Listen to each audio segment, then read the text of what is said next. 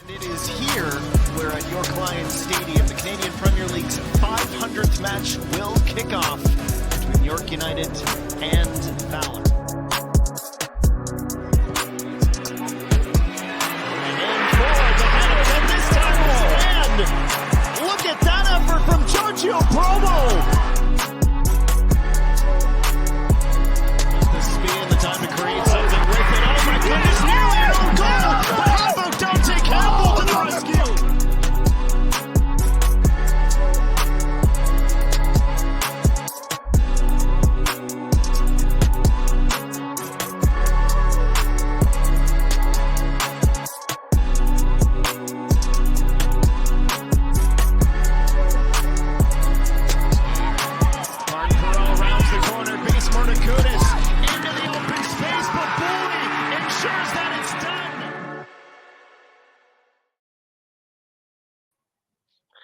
It's Monday, May 13th, which means that you are listening to the fifth week of the CPL Newsroom presented by Volkswagen this year. Charlie O'Connor-Clarke, that's Mitchell Tierney there. Mitchell, match week 5, another fun one. 3 draws, though. 3 draws. But if we want to run through the results from week 5 very quickly, we had York 3, Valour 1 on Friday night. A fun one, a big game for York United. Saturday, we had a pretty interesting, I think, doubleheader, at least especially the first game. Halifax 1, Cavalry 1, followed by a, cagey, tense, close, 0-0 Those are nice Pacific words to Forge. Yeah. It's plenty of adjectives. We can pick one. Not the worst 0-0 draw of the week, I think. No. I not even the worst 0-0 of the week that Pacific FC were involved in. And then Sunday evening, we had Vancouver and Atletico Ottawa with another 1-1 draw. So lots of parity in the league this week. Teams still scrapping for those places. But we are going to start on Friday at York Lions Stadium under the lights, where you, Mitchell, were in attendance for York 3, Valour 1. Valour, as they've done several times this year, took the lead, and then it kind of exploded in the second half, and York took over. Mitch, what were your kind of overall impressions of this game, and how did York kind of dig deep and find that win? Well, the week as a whole, I mean, we just mentioned it off the results board there, so we might as well talk about the fact that, it's a pretty ideal week if you're York United, where you pick up 3 points and everyone else ties. So you move up and everyone else stays, in the same position or you jump ahead of them. So a pretty great week for them. And I think it came because of very much persistent offensive performance once again. And this is the one thing that, Martin Nash mentioned really needs to change. After the match, they concede the first goal. That has been really bad for doing that this season, but they just kept going. And I mean, they had a ridiculous amount of chances in the Valour box, ridiculous amount of touches, all kinds of opportunities. And eventually, something was going to break, and it really did towards the end. 3 late goals to pick up a victory. And for Valour, this has been a consistent issue for them as well. You mentioned they've already dropped 6 points from winning positions, and 10 of the 13 goals have been conceded in the second half, which kind of tells you, I mean, you would kind of expect that from a team on the road where they maybe run out of gas a little bit, but frustratingly in this one, they kind of came from their own mistakes as well. I mean, that second goal, just a really ill-advised back pass that, in a game where you're tied 1-1 on the road and you're just really trying to see it out, and you've played quite well up until that point, I might add. Those are the really, really frustrating ones that are compounding an already tough situation for Valour right now. Yeah, unfortunately, we have some heavily repeated lines about Valour in this show over the last few weeks, but we will get to them after because I like to start with the positives here. York United, nice. 3 home games, 2 wins, and in both of those wins, they have scored 3 goals, which I think you wrote they didn't do at all last year. Score 3 goals at home. If I wrote it, right? It must be right. Well, I mean, I hope so. I hope so too. I hope so too. But overwhelming positives, I think, especially in the second half here, right? Brian Wright on the score sheet again, really big for them to have somebody that maybe looks like they are gonna kind of take this season by the scruff of his neck and score. Co-golden boot leader. That's right. Co-golden boot leader Brian Wright, 3 goals already this season. That's really big for them. And then Mo Babuli, an assist and a goal.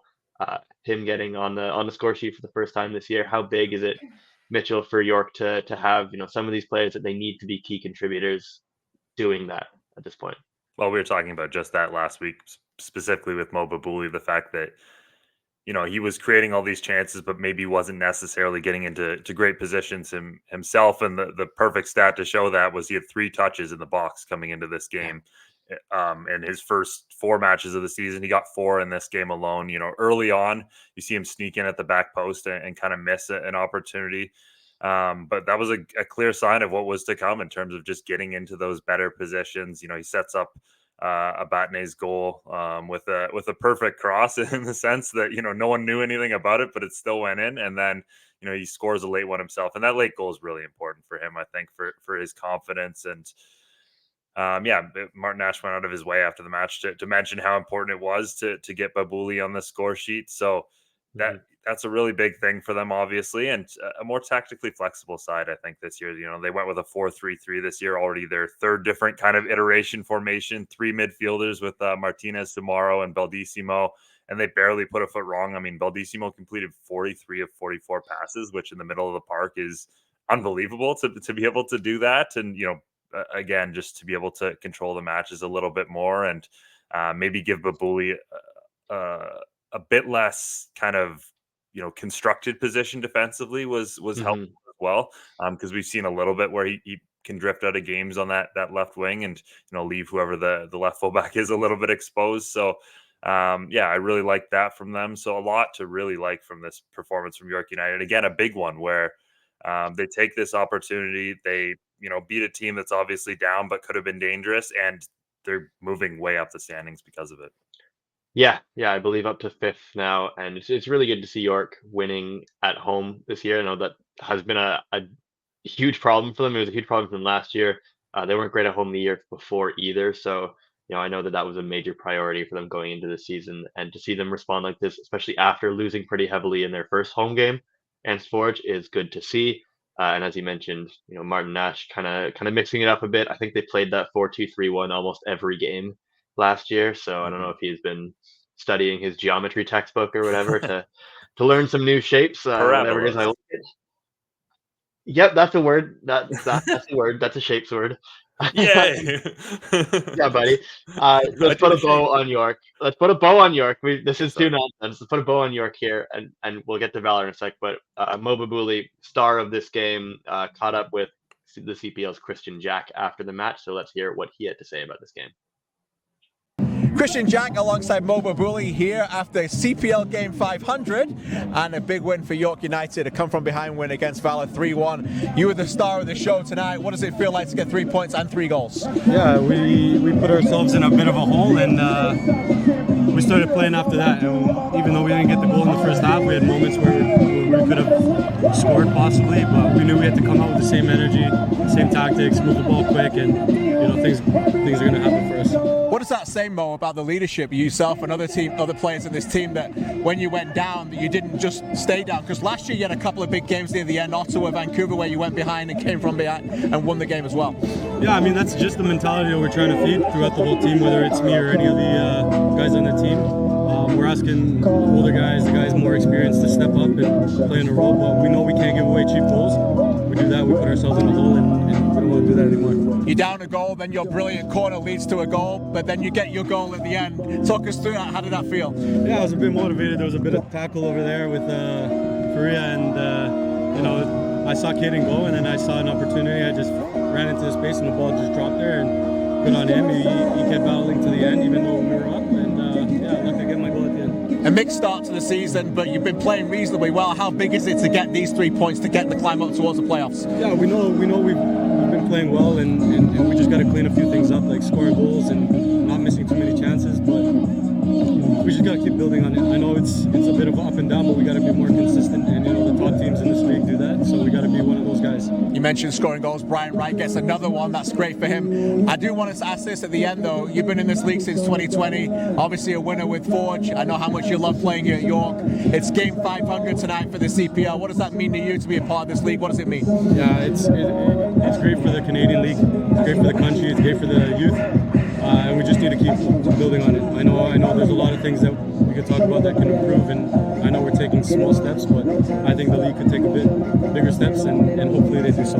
Fantastic. You mentioned the youth. Plenty of kids here. You made them smile tonight. Thanks again, Mo. Appreciate you. Yeah, we play for them. Thanks again. Thank you. Mo Mabuli to the lively soundtrack of York Lions Stadium, who are doing all in their power to get us copyright stricken. But anyway, Valour Football Club, copyright stricken. Valour Football Club, sorry, tough start to the season for them, Mitchell. 5 games in, still don't have a point. And probably deserve one at least at some point. Maybe deserve one at Forge. They've had moments where they were good in matches, but this is kind of the same story, right? They play well enough in the first half, they take a lead, and then it just kind of falls apart, right?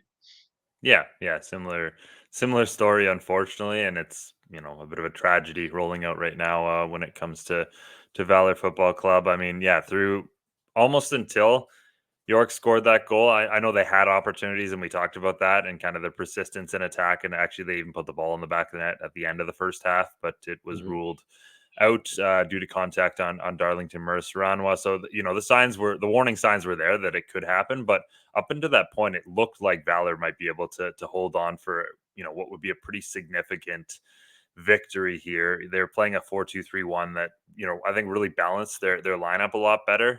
They did some good things through the midfield with Diogo Resurrección doing his thing. He really gave Jordan Faria less, maybe again, defensive responsibilities and got him isolated out wide. And, he created opportunities through that, including it was from a corner, but he did create the goal for Dante Campbell. So there was a lot to like through those first, 60 odd minutes. And then they go and concede a goal. And, 6 minutes later, you make another mistake. And what was, 3 points a few minutes ago is now down to 0, and you're really chasing, and then that's where the third goal comes. So a similar story. Again, some small things to like, but the more and more that 0 obviously persists, small things to like are not going to cut it. Yeah, and they're the same goals that are conceding a lot. Like it's the set piece where the marking is off, or it's the individual mistakes at the back where they give the ball away trying to play out. It's these kind of transitions and these crosses. It's just so frustrating if you're Phil DeSantos, and we will let him express his frustration himself rather than guessing at it, because he did so after the match. So just to finish up with this game, let's go back one more time to York Lions Stadium and hear Valour FC head coach Phil DeSantos. Too many individual mistakes, and it has to stop, because it doesn't matter how well you are in the game or how much in control you can be for large moments of the game. If you don't clean up mistakes, it's going to be hard to win games. I think that even in our low moments in this game, we didn't give them much. I think that we defended and protected the space as well, but we can't give the goals that we gave the way we gave them. I think that it's in many moments immature, and it's football. It's made of moments. Yeah, well, another crack at it next week for Valour.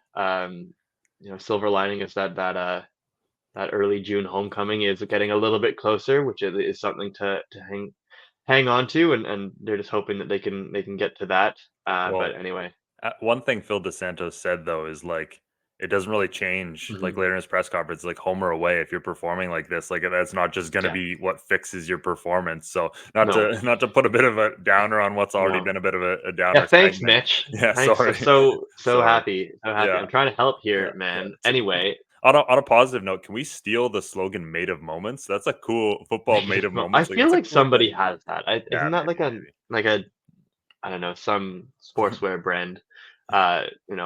Many sportswear brands are available, but choose Macron.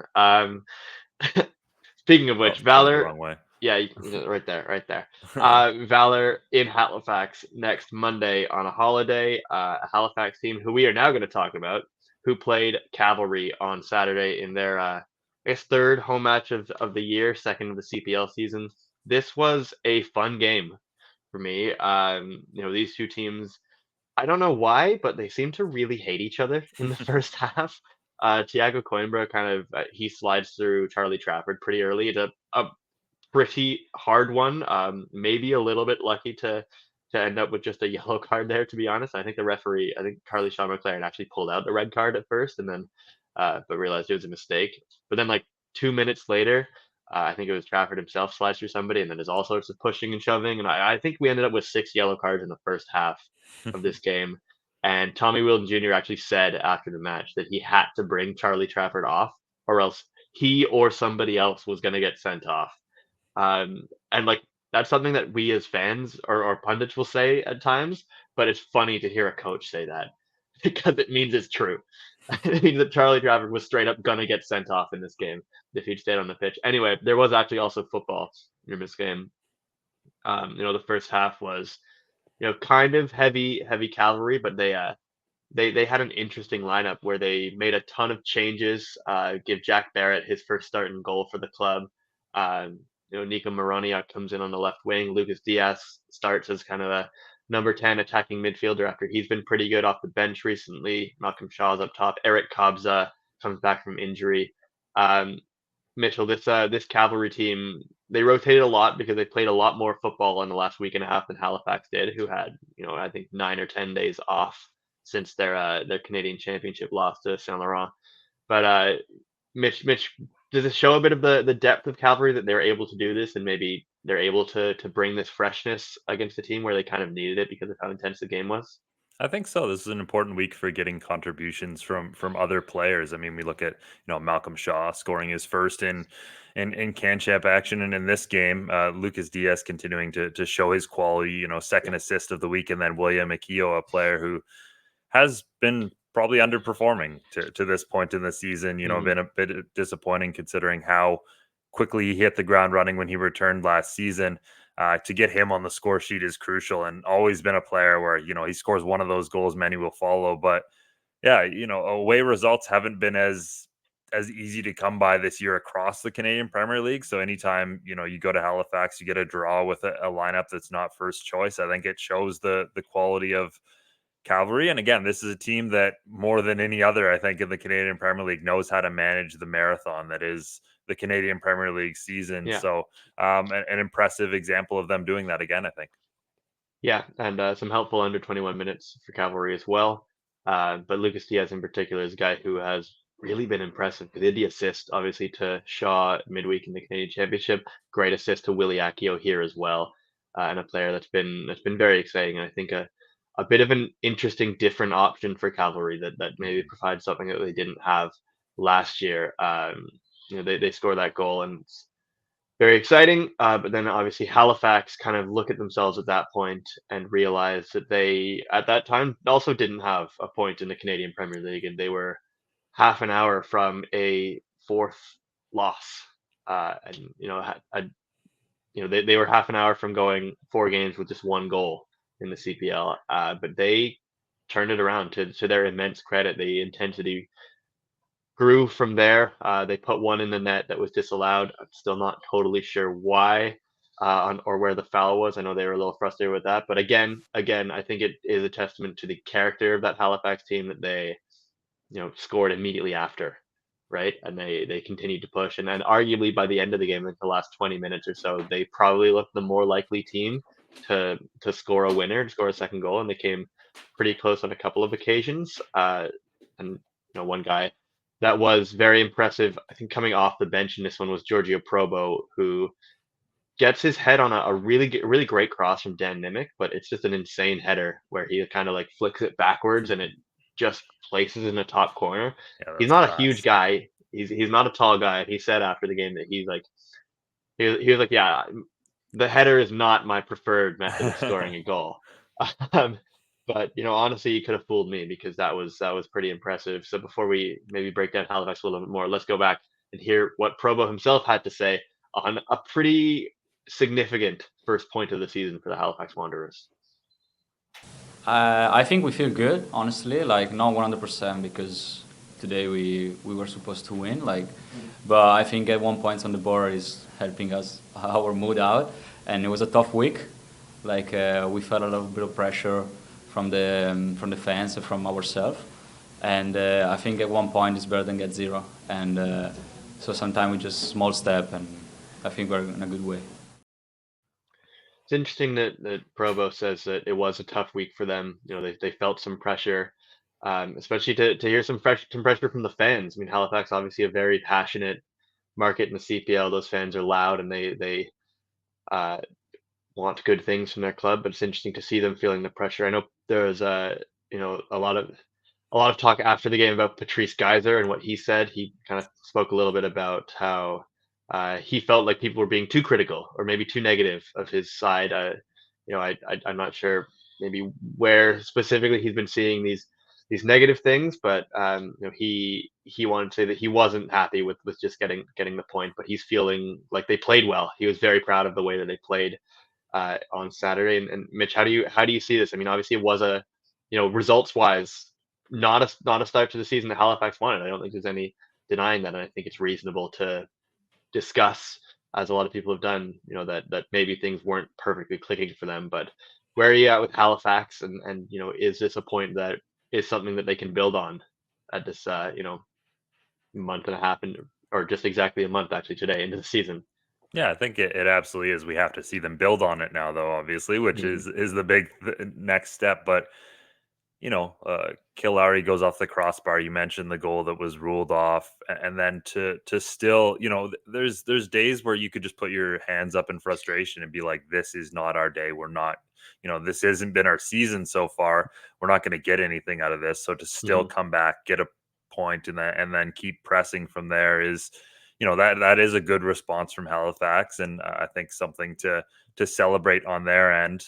Now they have to show that they can build on this and that they can do this more often, and that they can kind of take that lead and control a match themselves. Just again, still just the one goal in the match, and that's been a consistent issue so far. So yeah, it was definitely better, and could be really something to build off of. But we haven't seen that next step from them yet. So until we see that, then we're only guessing at it, kind of.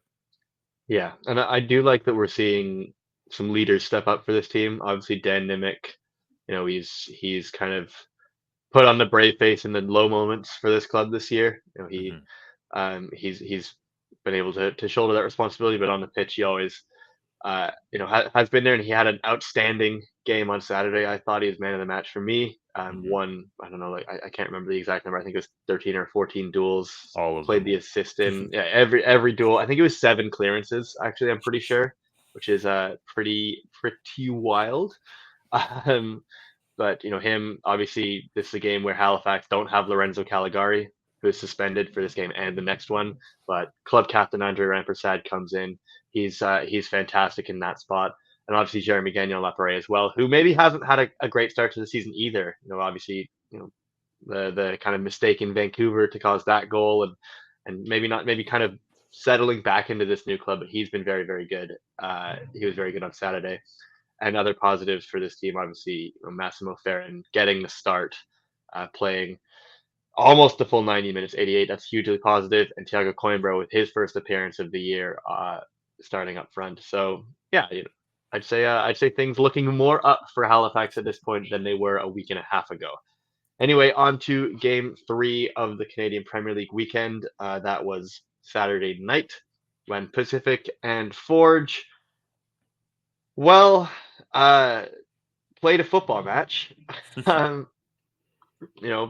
were chances at both ends. But 0-0. I think maybe we'll start with Pacific, because they're probably the biggest story here, is that they've played 5 games in the Canadian Premier League this season and nobody has scored on them. And at this point, it is truly remarkable, especially to hold a team like Forge scoreless, considering how many goals they've scored this year, how free flowing their attack has been. As we've spoken about it many times on this show, how good guys like Chouanière and Borges and Badibanga and all these players have been. A little bit of rotation in the Forge team for this game, Mitchell, but I think the credit goes to Pacific, right? Yeah, I think so too. I mean, like you mentioned, the first team this year to keep Forge without a goal, including CF Montreal Including CF Montreal. as well. Yeah. So, yeah, every credit to them. I think. Look, Forge got in some good areas during the game. I think Kyle Becker had a chance late in the game that he would absolutely, maybe like back, but they were few and far between, and that's to the credit of a Pacific team, who, yeah, I think showed real quality in this game. Emil Gazdoff, Yeah. his fourth clean sheet of the season. I think the next closest is one. That's a bunch of goalies tied. So another incredible performance from him. His save on Kwesi Poku was excellent as well. That would have been an unbelievable goal if that he hadn't done that. Some good reactions from him as well. Like they don't count as saves, but he just goes and punches. Punches balls clear very well and claims them well. And then Juan Quintana, I think another add to this already very solid backline, showed very well in this game. And I like what we've seen from him so far. So yeah, even more to like about the specific backline than there already was, I think. Absolutely. Pacific, 11 points, joint second in the table with Atletico Ottawa. Let's just hear one more line from one of their defenders, Eric Lajeunesse. I know you wrote about it. The communication is a huge part of what's making this team so impressive defensively, and I know that Lajeunesse maybe spilled a little bit of why that might be happening in his post-match remarks. So let's go back to Starlight Stadium and hear from Eric. Yeah, I think we have a strong back end. Obviously, I think Ali said it a few weeks ago. We have the French connection in the back. We all speak French to each other. We're all like very close to each other, and we communicate well. If we have a problem, we fix it right away, and we talk to each other all the time, and that's really important. And then the players in front of us are the ones that start it, and they're the first line of defense, and they help us out. Not totally sure about the mustache, Eric, but otherwise very good and impressive to see him playing so well in that back line. Worth noting, Pacific have only scored 5 goals this year. We understand that Ayman Salouf was held out of the squad with a knock, but he should be back shortly. That'll be a big boost for Pacific, but otherwise very impressive to start the season so well defensively. I think the next steps will be learning to break down teams a little bit more. Obviously, quite a few more new faces in the squad up there as they get their feet under them. But Forge, very quickly, Mitchell, what did you make of them in this game? Because I know they might be, they've played a lot of football. They played Montreal on Tuesday, had to fly out to the West Coast, but still, a little bit of rotation in the side. Just tell me maybe what you thought of their approach to this game and whether they could have done more to win it. I think overall just solid again from them. Like, probably maybe could have done a little bit more to win it, but they didn't do a whole lot to lose it either, which is why it kind of ends in the 0-0. Daniel Para again. We'll talk about him basically every week on this podcast, I think, at this point. But he had, I think, under 114 touches, so that shows his incredible influence on this match and coming inside on multiple occasions. And then you can get Kwesi Poku on that left wing. And just tactically, this team is miles above the rest of the Canadian Premier League right now. And the fact that guys like Para can fit in so quickly has been incredibly impressive as well. I want to shout out Malcolm Duncan as well, because I thought he had a great game against CF Montreal and another fantastic performance against Pacific. I think this has been an unheralded member of this Forge team so far. Absolutely. In terms of coming in and filling a position of need for them. So yeah, there are plenty of positives for Forge. Still unbeaten. Obviously, they lose their perfect record in the CPL, but I think these are the even though they aren't the leaders in the standings, the leaders in terms of just quality that's been displayed so far this season. Absolutely. All right, on to our fourth game of the weekend. Vancouver FC drawing 1-1 with Atletico Ottawa. Mitchell, again, this is quite an entertaining one. I believe Ottawa absolutely. kind of knocking on the door for a very, very long time. And then in the early second half, it's Ruben Del Campo again. We mentioned one golden boot leader. Del Campo's the other one, and he's scored quite a lot in the last, I guess 2 weeks. I think, what would that be? 5 and 4 4, I goals. think. Five goals in 4 games for him, including the Canadian Championship. Maybe not doing the hardest part of the work on his goal he scored here, but still a good finish and good to get into the right place. And then, Vancouver very shortly after responding with Alejandro Diaz, who comes on as a substitute, and very always good for them to see him scoring. So Mitchell, what do you kind of make of this game overall? And do you think the draw is about right for how it finished?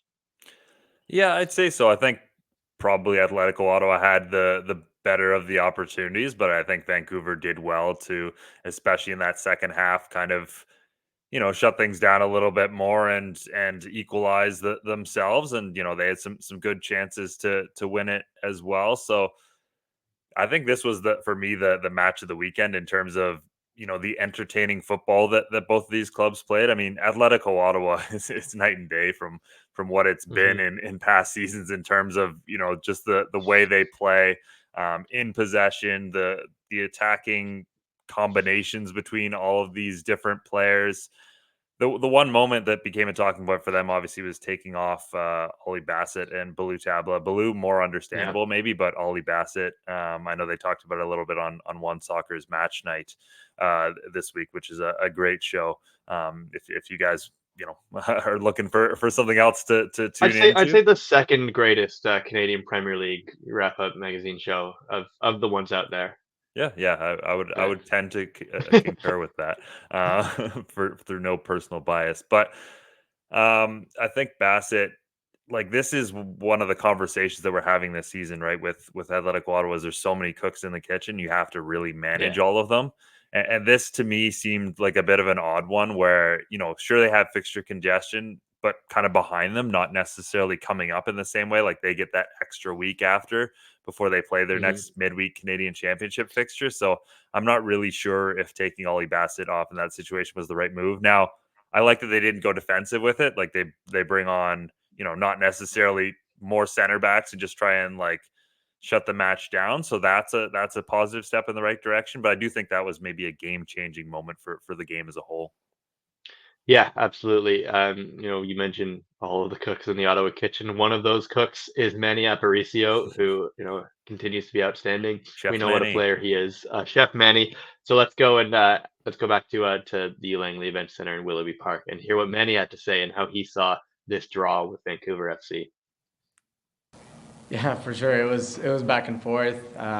We had some tired legs from the midweek game, and we knew what they were all about and how we had to kind of put our foot down and kind of win that physical battle, because if not, you kind of get rolled over. So yeah, we try to set the tone. We try to get stuck in, win second balls, and yeah, I think it was very back and forth game, very very good game. We were just unlucky to take a seat at the end. We would have loved to take the 3 points and be in first by ourselves, but next game we go again on Friday. We go again on Friday. Quickly on Vancouver FC, kind of a surprise in the back line, seeing Anthony White and Alan Enyu come in with Rocco Romeo, I believe, ill, and David Norman injured with a bit of a knock. So it's two I think first appearances of the season. I don't think White had appeared yet this year. Certainly a club debut for Alan Enyu. So they come in and I think they played reasonably well for the most part. Obviously, Anthony White kind of gives the ball away for the goal, but after that, go check out Alex Gange-Ruzic's analysis at campbell.ca. He does a great job of explaining, what White and NU did together and how well they did to contain a lot of Ottawa's attack and their attempts to get into the box. Obviously with the experienced Paris G on the left, and most positively for Vancouver, Caden Chung back on the right. I know we were all very scared when we saw him kind of limp off the pitch in Calgary in their Canadian Championship game, that he might have another huge setback and another big injury, but turns out not so bad. He comes back for this game. He plays on the right, and he was a huge bright spot for Vancouver FC, just all over the pitch, both sides of the ball. We know how talented he is at winning duels. I think most seasons he's played a full year in the CPL. He's been the league's dual wins leader. And I think he's probably not out of the running for it yet this year either, having missed only a couple games. And Afshin Gotby, as he loves to do when asked about an individual, one of his players, was happy to heap praise on Caden. So let's go and give him the last word and see what he had to say about his right back in this match. Well, I think Caden, for me, is one of the most talented wide defenders in North America. And he has pace, he has tremendous football brain, he sees the game, he reads the game, he can play combination, he can get forward and give very, very intelligent services with feeling and with precision. We saw it today. I think we have to think about mentally what he's gone through. He comes from the academy football in Canada, and then he goes into a CPL, wins a championship, then he goes to an MLS team, and then somehow he doesn't get the opportunity to play. Then he comes back to CPL. I think he's had that twice, once with the Whitecaps, once with TFC. So then now he's trying to, in a way, redefine himself. And I think once he kind of put all that luggage away and focuses on looking forward, the sky is his limit. He's a fantastic player. Love that. Obviously love Caden's story and love to see him back on the pitch and thriving, especially after he broke his collarbone last year. Mitchell, final word on Vancouver. All around decent performance for them, right? I think where are you at with this club and where they are at this point in the season? Yeah, two things I really like about them so far is they've already gained 4 points from losing positions, which is halfway to what they did all of last season. So you love that from a team, and still unbeaten at home, which is going to be a massive marker in their success this season. So two things I really like about Vancouver. Yeah, for sure. Let's just take a look at the standings here quickly as we wrap up our weekend of matches. Atletico Ottawa remain technically, I think, atop the table on goals scored, but tied on points with Pacific FC. For just behind, a point back. They've got 10 points and a game in hand on Atletico Ottawa and Pacific FC, followed closely by Vancouver FC and then York United and Cavalry. York and Cavalry both on 6 points. And then we've got Halifax Wanderers on 1 point and Valour, still the sole remaining team yet to pick up a point. But they will have an opportunity this coming weekend as we look at the schedule very quickly. Starting on Friday night, Pacific hosting Atletico Ottawa at 7 o'clock Pacific time, 10 o'clock Eastern. That's going to be... These two teams feel like they've seen each other a lot recently. I really hope that game is more interesting than their Canadian Championship game was midweek. If you didn't see it, I don't necessarily recommend you go do so, to be completely honest. There were like 110 passes between Ottawa's center backs. Anyway, Saturday afternoon, Forge hosting Vancouver FC, 4 o'clock Eastern at Tim Hortons Field, followed later that evening by Cavalry hosting York United at 5 o'clock Mountain Time, 7 o'clock Eastern. And then on the holiday Monday, one of our favorite traditions in the CPL, Halifax Wanderers at home, 4 o'clock Atlantic Time to host Valour Football Club. That is all available to watch on OneSoccer, Fubo, TELUS Channel 980, wherever you watch the Canadian Premier League. The Canadian Premier League will be there next weekend. And so just to wrap us up very quickly, I believe producer Benny has a couple of quick audience questions, so we'll just bring him in here. Benny, again, the floor is yours to tell us what the good people want to hear from us this week. Yeah, the first one comes from Jacob on Instagram, who asks, do York United need more additions to be a legitimate playoff contender this season? More additions. I don't know if I'd say they need more additions. I think they need to be a little bit healthier. I think if Juan Cordova gets back to full fitness, I think that would be a huge thing for them. But no, I think they actually do have, it feels like maybe for the first time this season, they do have some depth. They've got some options to bring off the bench, especially in midfield, right, Mitchell?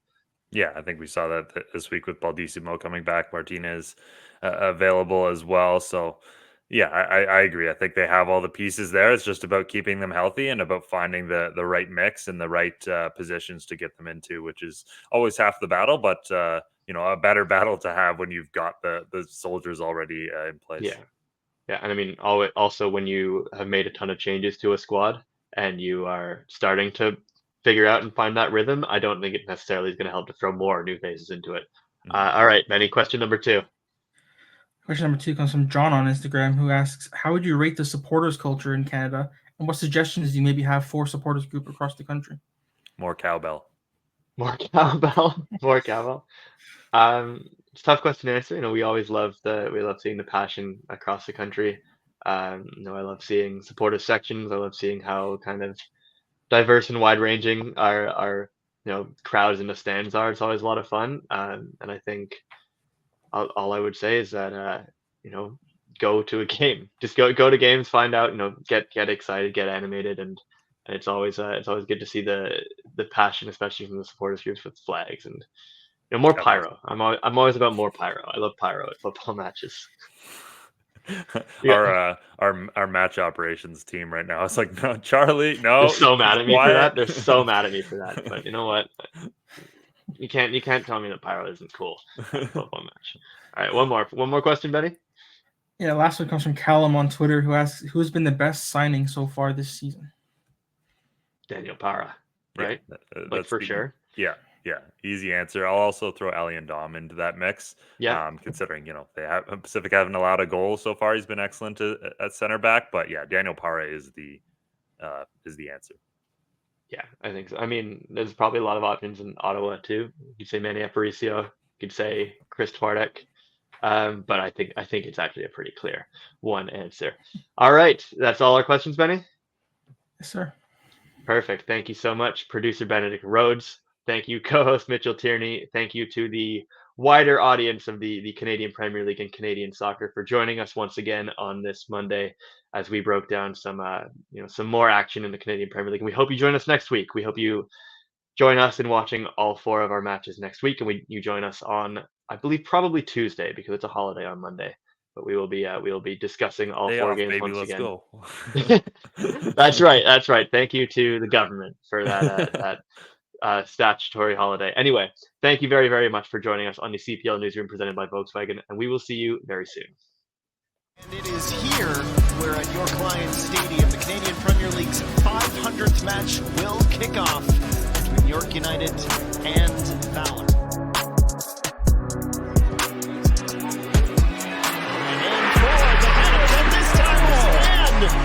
Look at that effort from Giorgio Promo!